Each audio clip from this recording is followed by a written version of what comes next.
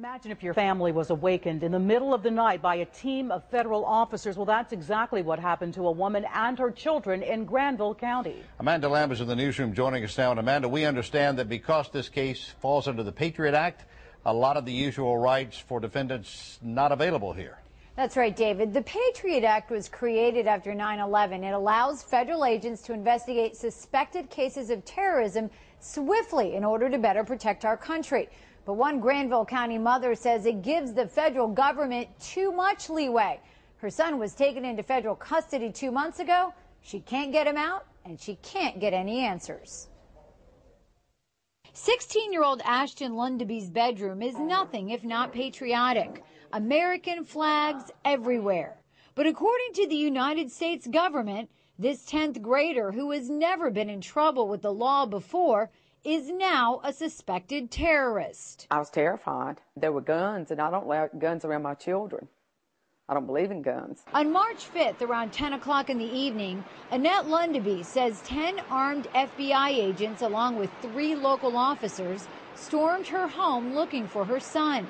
They handcuffed him and presented her with a search warrant. They said that he was being arrested for making numerous bomb threats. Annette Lundeby told the officers that someone stole her son's IP address and used it to make crank calls through the internet, making it look like the calls had originated from her home.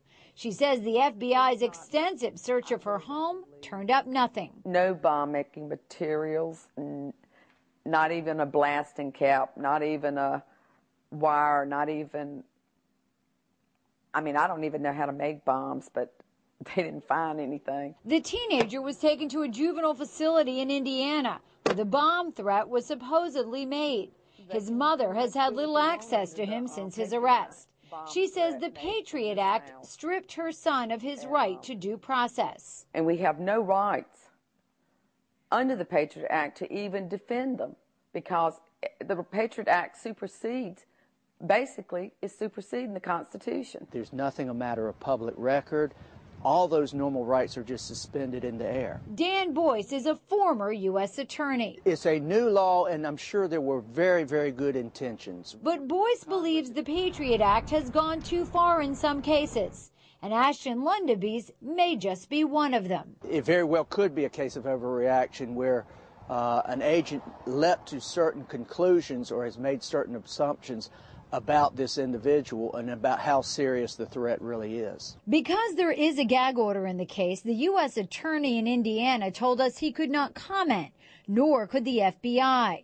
The North Carolina Highway Patrol did confirm they assisted the FBI with its operation at the Lundeby home on March 5th. Never in my worst nightmare did I ever think that it would be my own government that I would have to protect my children from.